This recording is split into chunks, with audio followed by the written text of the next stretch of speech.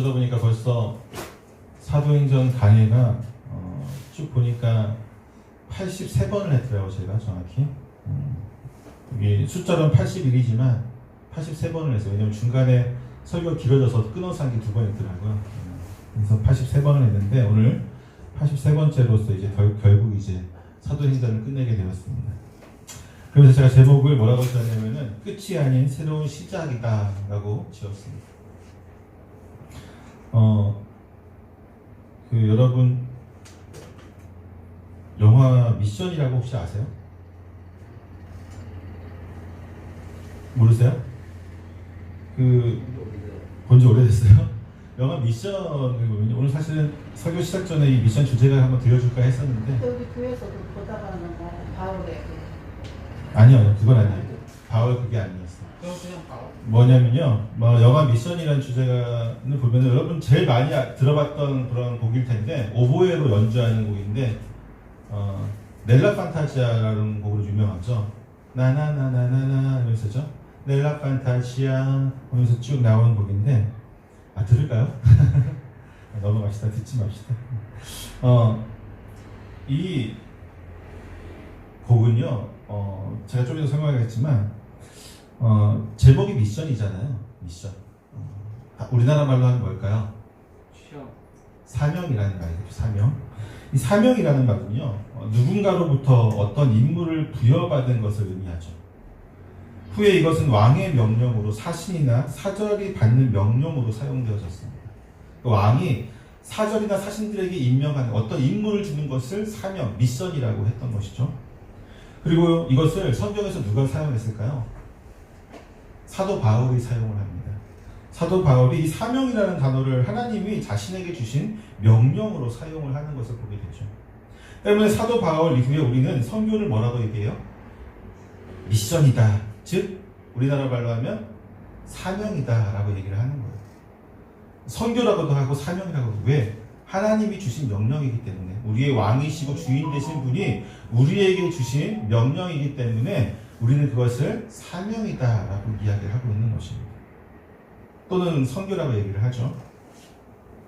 이 영화 아까도 얘기했지만 미션의 내용을 잠깐 보면요, 라틴 아메리카를 배경으로 하고 있어요.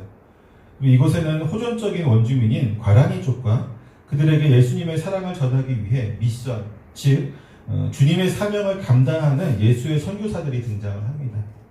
그리고 결론적인 얘기를 하자면 결국은 스페인과 포르투갈의 정치적인 상황 때문에 이 과라니족과 또 예수의 신부들은 모두 군대의 총칼 앞에 목숨을 잃게 됩니다.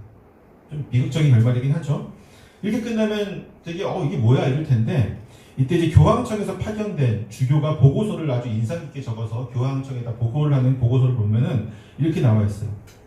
표면적으로는 신부 몇 명과 과라니족의 멸망으로 끝이 났지만 죽은 것은 저 자신이고 저들은 영원히 살아남을 것입니다.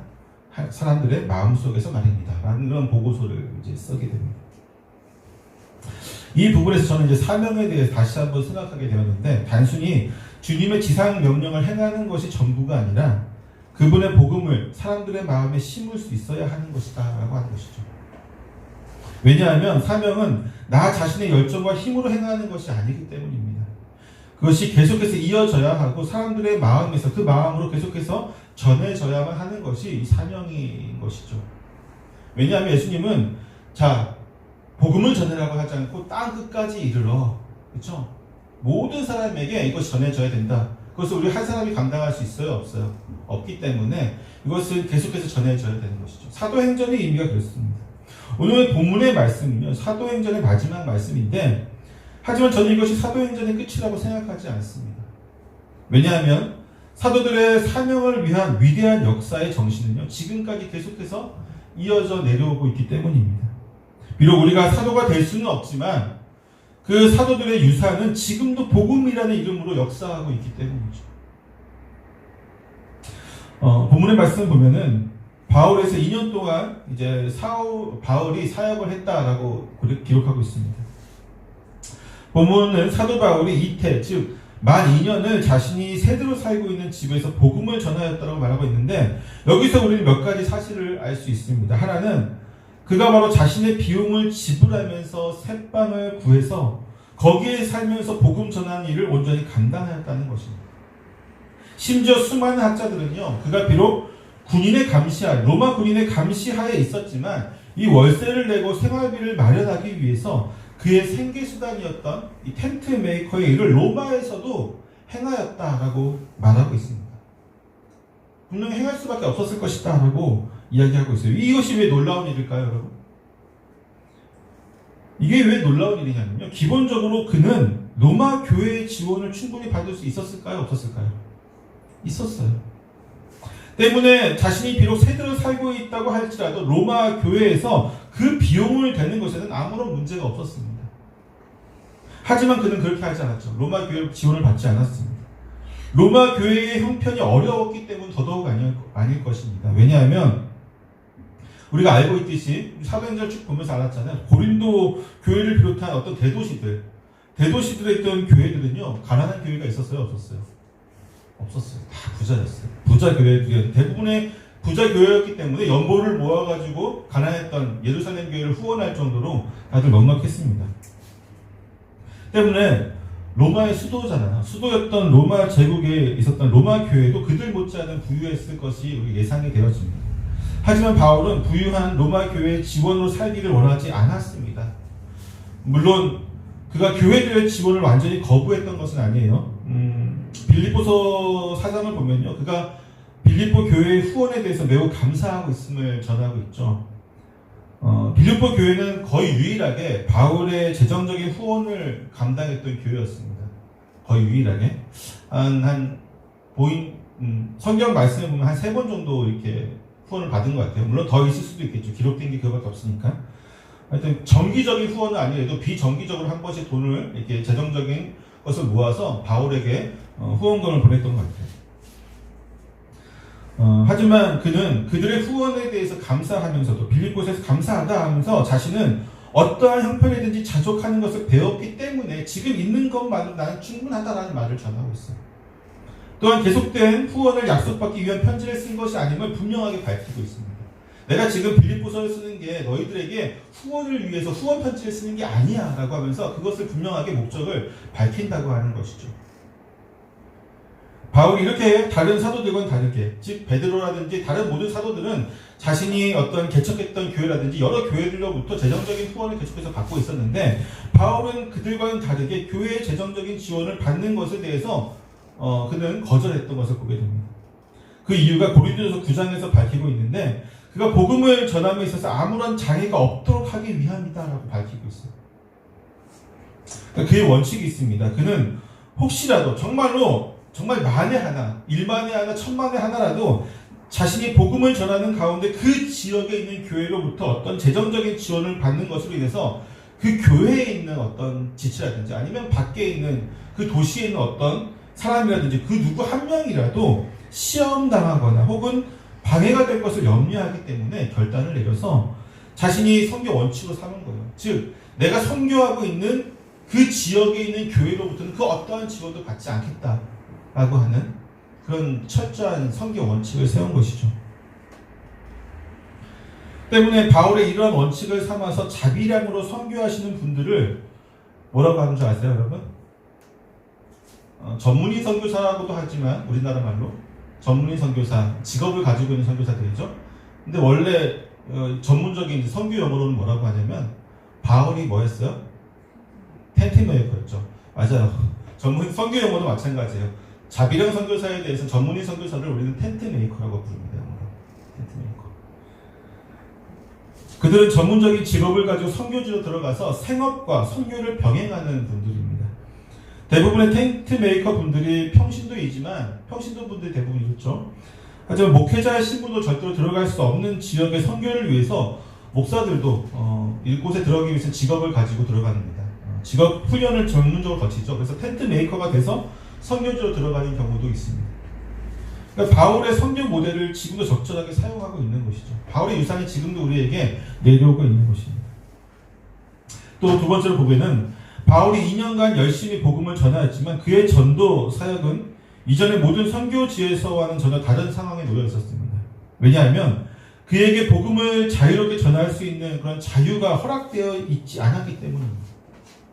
비록 그가 약간의 자유를 가지고 있었으며 그로 인해서 생계를 위한 일을 할 수는 있었지만 그는 여전히 어떤 신분이었어요? 죄인의 신분이었습니다. 비록 감옥에 갇혀서 완전히 자유가 박탈된 수감자의 신분은 아니었지만 로마 황제가 주관하는 최고의 그 재판을 앞두고 있는 피고인이라고 하는 신분을 가지고 있었던 것입니다. 피고인.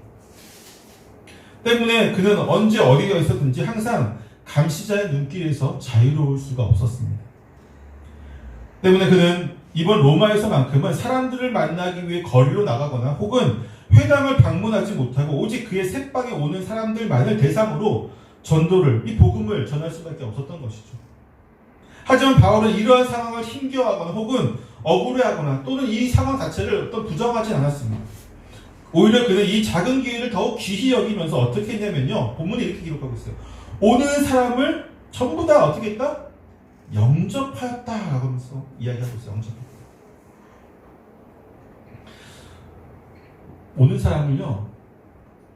모두 다 영접했다고 해요. 모두 다. 그가 어떠한 목적으로 왔든지 바울을 시기하기 위해 왔는지 아니면 바울을 해하기 위해 왔는지 그와 논쟁하기 위해 왔는지 아니면 정말로 복음을 듣기 위해서 왔는지 그런 거 따지지 않고 그냥 오기만 하면 다 어떻게 했다? 영접했다. 바울의 이러한 모습은 오늘날 교회들이 분명히 본받아야 될 모습입니다. 더욱더 본받아야 될 것입니다. 교회는 항상 모든 사람들이 열려있는 곳이어야만 하기 때문이죠. 그런데 이렇게만 말하면요. 아마 대부분의 사람들은 교회가 언제 들어오는 사람을 반갑지 않게 영접하지 않은 적이 있습니까? 우리는 그런 적이 없습니다 라고 대부분 대답할 거예요. 근데 사실 그 깊게 들어가서 정말로 그럴까 하는 것을 우리는 좀 봐야 됩니다. 바울에 대한 누가의 기록을 다시 한번 보면요. 누가는 바울이 자기에게 오는 사람을 다 영접하였다고 말하고 있죠. 여기에서 다라고 하는 거, 모두라고 하는 말은요. 남녀노소뿐만 아니라 어떤 능력이나 외모, 지적 수준, 신분, 인종 그 모든 것을 다 포함하는 말이라는 것이에요. 그렇다면 오늘날 교회는 이러한 모든 것을 다 포함하여서 교회로 오는 이들을 다 영접하고 있을까요? 혹 그들의 겉모습이나 어떤 그들에 대한 어떤 바깥에서 들리는 소문 등으로 인해서 미리 판단하여서 그들을 영접하기를 꺼리지는 않을까요? 비록 겉으로는 그들을 어떤 핍박하거나 혹은 소외시키지는 않을지라도 진심으로 영접하지는 못하였을 것입니다. 왜냐하면 우리는 여전히 사람을 볼 때 그 사람이 하나님의 형상으로 지음받은 자로 보기보다는 나에게 혹은 우리에게 유익이 되는지 그렇지 않은지가 더욱 중요하기 때문이죠. 더욱이 현대의 자본주의와 개인주의에 물들어버린 교회라면 훨씬 더 그런 모습을 보일 것입니다. 우리라고 하여서 우리 교회는 그렇지 않습니다라고 자신있게 말할 수 있을까요? 그렇지 않기 위해서 노력을 하고 있지만 우리 사람 마음이 그렇게 마음대로 되진 않잖아요. 만약 지금 당장 지금 이 예배 시간에 어떤 노숙자가 들어온다고 생각해 보세요. 물론 우리는 그를 내쫓지는 않습니다. 지난번에 몇 번 들어온 적이 있었죠. 내쫓지 않고 예배를 드리게 하지만 정말 우리 마음으로 정말로 기뻐하며 영접하고 있는가를 좀 고민해 봐야 돼요. 그렇지 않습니까, 여러분? 세 번째로 바울의 또 다른 놀라운 점은요. 그렇게 영접한 모든 이들에게 담대하고 거침없이 가르쳤다라고 하는 것입니다. 이것이 왜 놀라운 일이냐 하면요.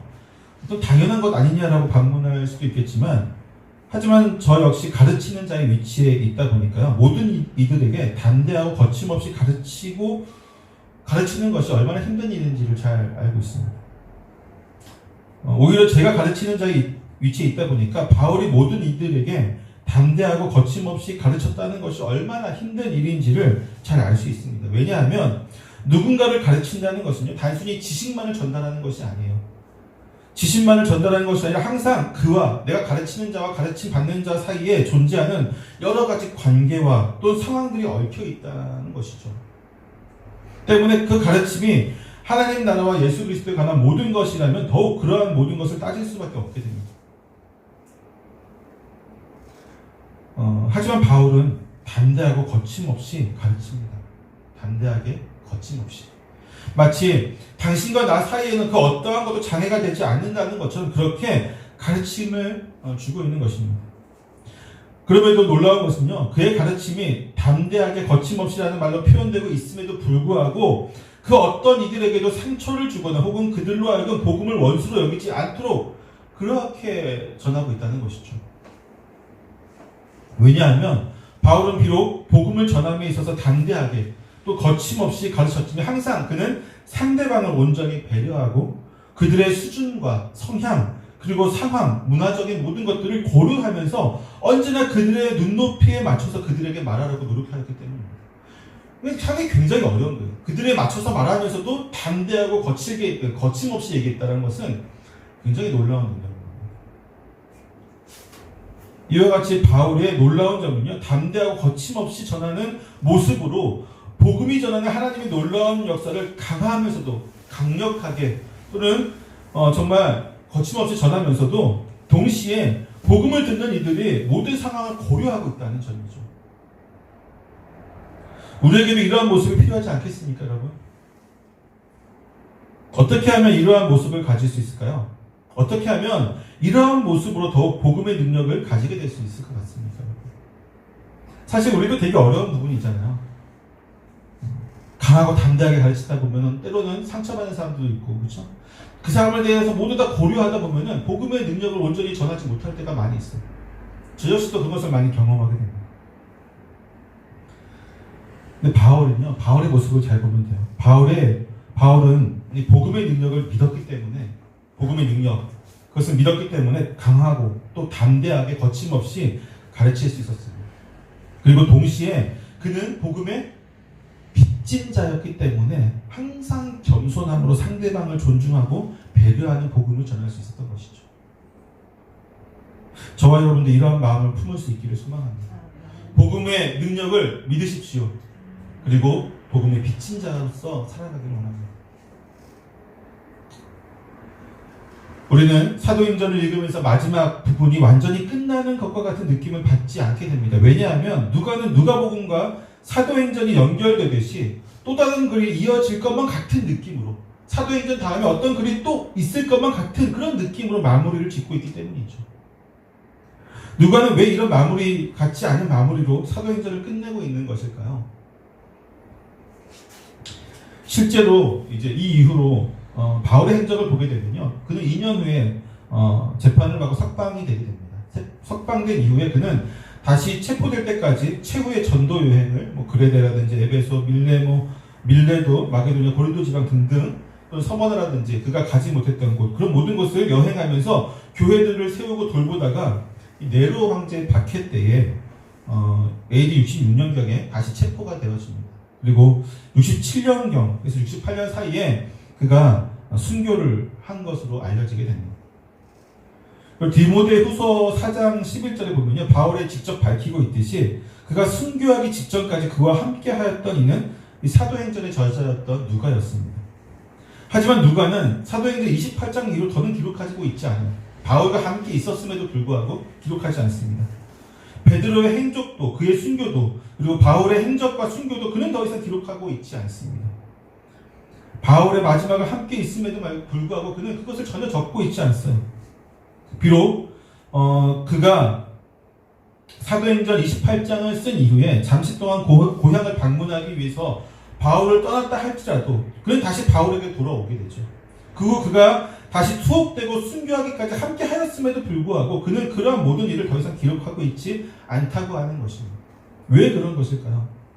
너무 일반적이어서 그 당시에 동일한 말을 많이 씁니다. 여러 가지를 추측할 수 있겠지만 저는 누가가 사도행전의 기록이 끝나지 않기를 바라는 마음에 그렇게 하였을 것이라고 생각합니다. 즉 사도들의 행적이 순교로 끝나게 되면 그들의 열심과 성령의 역사로 인하여서 전 세계로 전파된 이 복음이 그들의 순교와 동시에 끝나는 것처럼 느껴질 수 있기 때문이죠. 독자들로 하여금. 그렇지 않겠습니까? 그 독자들이 누구예요? 사도행전을 읽고 있는 독자들이 바로 이 사도들에 의해서 세워진 교회에 사도들로 인해서 세례를 받고 사도들에게 복음을 들었던 이들인데, 그들로 인해서 세워졌던 교회들이 사도들이 이렇게 죽어서 끝났다라고 한다면 더 이상 복음의 전파는 없구나 라고 하는 그런 마음을 가지지 않겠습니까? 사도행전 29장을 우리가 쓴다. 때문에 누가는 그들이 열심히 복음을 전파하고 있다는 어떤 현재 진행형으로 사도행전을 마치고 있죠. 가르쳤더라. 이 복음의 전파는 끝나지 않고 계속해서 이어지는 것이라고 말하고 싶었던 것 같습니다. 그렇다면 이 복음의 전파는 어떻게 끝나지 않고 계속 이어지는 것일까요? 우리가 좀 조심해야 될 부분도 있어요. 신사도 운동을 하는 이들처럼 지금도 사도가 있어서 우리는 29장, 28장을 쓰고 있대, 29장, 30장을 쓰고 있다 라고 이야기하면 안 되죠. 그렇죠? 지금도 사도가 있어서 하나님으로서 성령을 받은 사도들이 있어서 계속 이어지고 있다라고 하는 것은 더 이상 이제 제가 여러분에게 이야기하자도 우리 교인들이라면 이것이 다 이단적인 요소들이라는 것을, 비성경적인 것이라는 것을 잘 알고 있을 것입니다. 그렇죠? 사도는 초대교회 시절에 하나님이 특별히 소명을 주신 이들에게만 붙여진 직분이에요. 그 당시에만. 그렇다면 지금은 어떻습니까? 그럼 우리는 사도가 아니냐? 그렇죠. 사도는 아니죠. 그렇지만 비록 우리는 사도는 아니지만 사도들이 소유했던 그들의 소명을 분명히 가지고 있는 것은 사실입니다. 복음에 대한 열정과 그 방법들, 아까 바울이 했던 것을 보면서 우리도 유산으로 갖고 있다고 얘기했잖아요. 그렇죠? 그 유산들, 또한 성령의 인도하심에 온전히 순종하는 그 자세, 그 모든 것을 우리는 사도로부터 물려받은 것이죠. 그리고 이 유산은 다시 오실 예수 그리스도를 맞이하는 그날까지 계속해서 이어질 것입니다. 우리 자녀를 통해서 또 교회를 통해서 그렇게 전해지고 이어져 나갈 것입니다. 사도행전은 끝났지만 28장으로 끝났지만 그들의 유산은 계속해서 이어지는 것이에요. 오늘날 이 유산을 온전히 간직하기 위해서 교회는 더욱 주님의 말씀에 귀를 기울여야 되고 집중해야만 합니다. 더욱이 바울이 전하였던 복음의 핵심을 정확히 전할 수 있는 곳이 되어야만 합니다. 누가는 바울이 전하는 복음의 내용이 하나님의 나라와 예수 그리스도에 관한 모든 것이라고 말하고 있습니다. 정확히는 하나님 나라를 전파하는 것이고 그리고 예수 그리스도에 관한 모든 것을 가르치는 것이죠. 담대하게 거침없이 가르치는 것이죠. 바울은 복음을 전하기 위해 단순히 예수님을 믿으면 복을 받는다라고 말하지 않았습니다.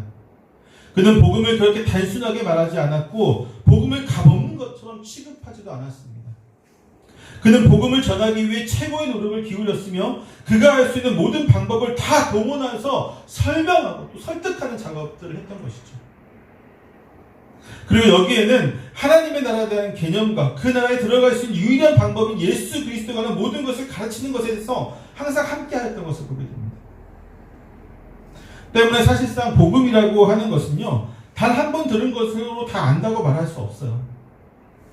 그것으로 나는 온전한 믿음을 가지게 되었다라고는 더더욱 말할 수 없을 것입니다. 그럼에도 마치 나는 교회를 몇 년 다녀서 다 알고 있다는 식으로 생각하거나 혹은 매우 교만하게 그렇게 말하는 것은요, 그리스도인의 모습이 아닌 것이죠. 그럼에도 마치 그렇게 얘기하는 것은요, 마치 여러분을 가르치는 이 목사가 정말로 능력이 엄청나서 한 번에 다 설명할 수 있었다, 말이 안 되는 거잖아요. 그렇죠? 여러분을 가르치고 있는 목사인 저도 성경에서 새로운 것을 발견할 때가 정말 많이 있습니다. 우리가 모든 것을 알기에는요, 성경의 진리는 드러난 것보다 감추어진 것이 더욱더 많습니다. 그런 교회는 그러한 감추인 보화를 드러내고 선포하며 전파해야만 합니다. 다른 것으로 채워져서는 절대로 안 됩니다. 교회가 교회일 수 있는 것은 하나님의 나라를 전파하고 예수 그리스도에 대한 모든 것을 가르침에 있어서 교회일 수 있는 것이지 다른 것, 즉 심리학이나 인문학 혹은 여러 가지 사람을 만족시킬 수 있는 어떤 서비스로서의 복음이 절대로 아닌 것이죠. 예를 들어서 그런 겁니다. 요새 최근에는 뭐 심리학이나 인문학 여러 가지 사람들의 마음을 안정시켜주는 그런 역할로 교회가 서비스를 제공한다면 그 전에 또 뭐였어요? 예수 믿으면 뭐 한다? 복 받는다. 부자 된다. 이것은 다 복음이 아니에요, 사실은.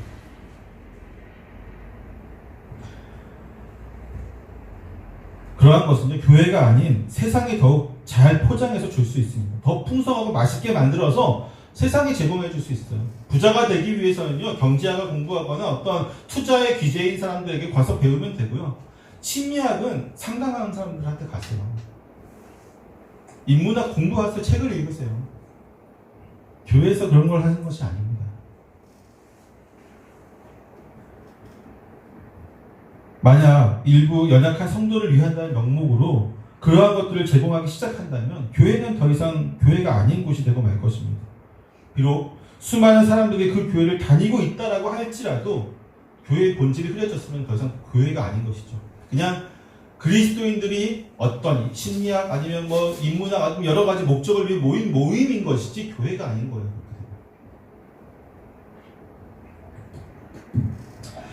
사랑하는 성도 여러분, 이제 말씀을 마치겠습니다. 오늘 말씀으로 우리는 사도행전의 모든 강의 설교를 마치게 되었습니다.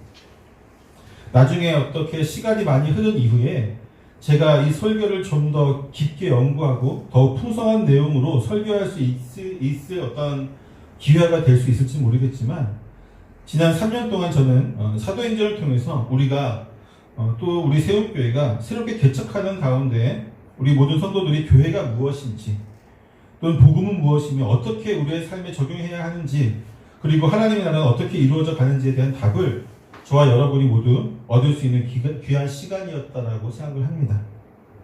사실 사도행전 강의는요, 제가 서울에서 부목사를 하고 있던 시절에 1장에서 10장까지 주일 오후에 강의했던 것을 제가 이곳에서 개척하면서 보충하면서 시작되었습니다. 그리고 거기에는 분명한 목적을 가지고 강의를 했어요. 어떤 목적이었냐면 바로 교회란 무엇인지를 우리가 분명히 하자. 사도행전 강의를 통해서 적어도 이 강의가 끝났을 때는 우리 모든 성도들이 교회란 이런 것이다라는 어떤 정의를 가지고 있게 하자. 두 번째는 복음이 무엇인가, 복음에 대한 바른 이해와 복음 전파에 대한 열심을 품을 수 있도록 하자는 것이었어요. 이 두 가지가 제가 이 사도행전 강의를 했던 가장 큰 목적이었고 의도였습니다. 어떻게 잘 잡힌 것 같아요, 이것이? 물론 부족한 부분도 있겠지만 저는 그래도 여러분이 어느 정도는 좀 교회에 대한 개념과 정확히 얘기하자면 바른 교회죠. 바른 교회는 어떤 것인가에 대한 개념과 또 복음이란 무엇이고 또 내가 복음을 위해서 어떻게 살아갈 것인지에 대한 어떤 삶의 목표가 정해졌을 것이라고 생각이 듭니다. 설교자로서 저는 오늘 사도행전을 마치면서 이렇게 말하고 싶습니다. 사도행전이 끝나지 않은 것처럼 제가 오늘 설교가 끝나지 않았다고 얘기했죠. 우리에게 이어졌다고 얘기했습니다. 우리 세움교회의 역사는 지금이 바로 시작이다라고 얘기하고 싶습니다. 저와 여러분을 통해서 성령께서 만들어 나갔을 것입니다. 기도하겠습니다. 하나님